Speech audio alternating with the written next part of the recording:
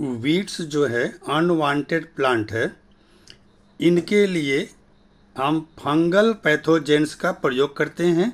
इनको इनके छिड़काव से जो अनवांटेड प्लांट है ये नष्ट हो जाते हैं, ख़त्म हो जाते हैं।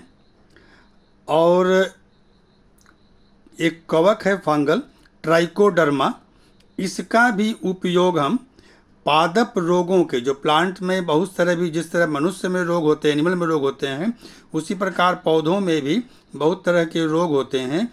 इनके उपचार में ट्राइकोडर्मा कवक का किया जाता है। इसके अलावा विभिन्न प्रकार के कीट पतंगों को नष्ट करने के लिए बैक्टीरिया, वायरस, फंगल, प्रोटोजोआ का उपयोग किया जाता है। तो ये सब हम पढ़े हैं बायोलॉजिकल कंट्रोल में, उसमें ये सब कीट पतंगों का नष्ट करने के लिए हम लोग माइक्रोब्स का उपयोग किए हैं। इसके बाद अब हमें जानना है जैविक खाद। जैविक खाद को बायो फर्टिलाइजर्स भी कहते हैं या जैव उर्वरक भी कहते हैं। हम लोग बेसिक खेतों में उपयोग करते हैं केमिकल फर्टिलाइजर का, रासायनिक उर्वरक का, लेकिन वो उनका खेतों पर, उनसे फसल तो बढ़ता है लेकिन उन पर जो है मिट्टी की जो अपनी उर्वरा शक्ति है उस पर बहुत ही बुरा प्रभाव डालता है। तो मिट्टी में उपस्थित कुछ बैक्टीरिया, फंगस, साइनोबैक्टीरिया इत्यादि मिट्टी की उर्वरता को बढ़ाकर उन्हें पोषक तत्वों को प्रदान करते हैं। इन्हें ही हम कहेंगे जैव उर्वरक। इनमें कुछ बैक्टीरिया आएंगे, कुछ फंगस आएंगे, साइनोबैक्टीरिया आएंगे। ये सब क्या करेंगे?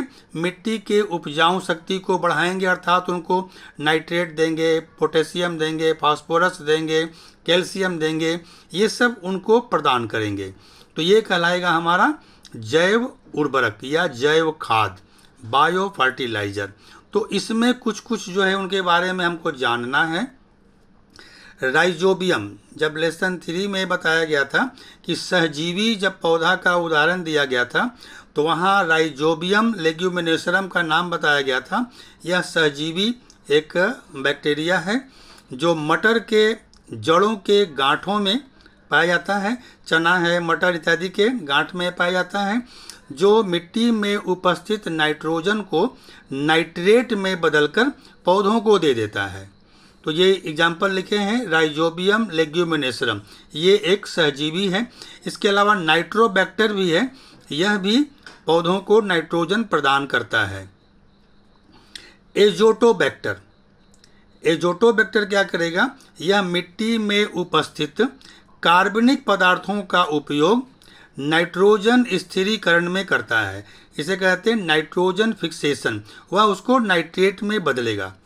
ज्वार जो होता है, गेहूं है, बाजरा, इनके जड़ों में यह पाया जाता है और उनको नाइट्रोजन प्रदान करता है, एजोटोबैक्टर। मटर जाति के पौधों का उपयोग क्रॉप रोटेशन में होता है। इसको तुम लोग भूगोल में पढ़ोगे। जो हम खेतों में फसलों को बदल बदल कर जो बोने की प्रक्रिया है उसे हम कहते हैं क्रॉप रोटेशन। अब धान बोया गया, गेहूं बोया गया, तो उसके बाद हम लोग चना भी, मटर का बोते हैं। इससे क्या है, मिट्टी की उपजाऊ शक्ति बढ़ जाती है, तो उसे हम क्रॉप रोटेशन कहते हैं। इसमें मटर जाति का जो है इसकी महत्वपूर्ण भूमिका होती है। बैक्टीरिया और फंगस पौधों और जंतुओं को, जब वो इनकी मृत्यु होती है या उनका कोई भाग कट जाता है, गिर जाता है मिट्टी में, तो सड़ाने गलाने वाला भी काम बैक्टीरिया और फंगस ही करेंगे। कुछ उनका खाद भी बना देते हैं। इसके अलावा एक वर्ड है साइनोबैक्टीरिया, इसको हम नीली हरी शैवाल, ब्लू ग्रीन एल्गी भी कहते हैं। तो जो साइनोबैक्टीरिया है ये धान के खेत में, इनका जो है नाइट्रोजन स्थिरीकरण में महत्वपूर्ण भूमिका होती है। वियतनाम में देखा गया है धान की खेती में इसका अधिक उपयोग किया गया है।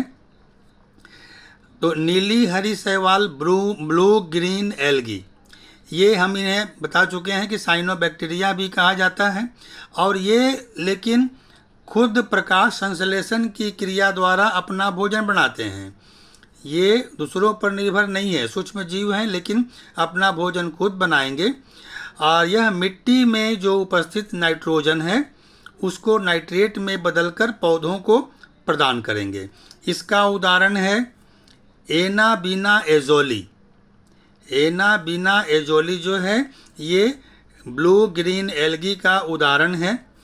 इसके अलावा एक है थायोबैसिलस बैक्टीरिया। थायोबैसिलस बैक्टीरिया यह मिट्टी को फास्फोरस प्रदान करता है। थायोबैसिलस बैक्टीरिया यह भी मिट्टी को फास्फोरस प्रदान करता है। मिट्टी को भी खाद चाहिए तो खाद में फास्फोरस की भी भूमिका होती है। माइक्रोराइजा। माइक्रोराइजा एक जैव उर्वरक है, एक बायो फर्टिलाइजर है।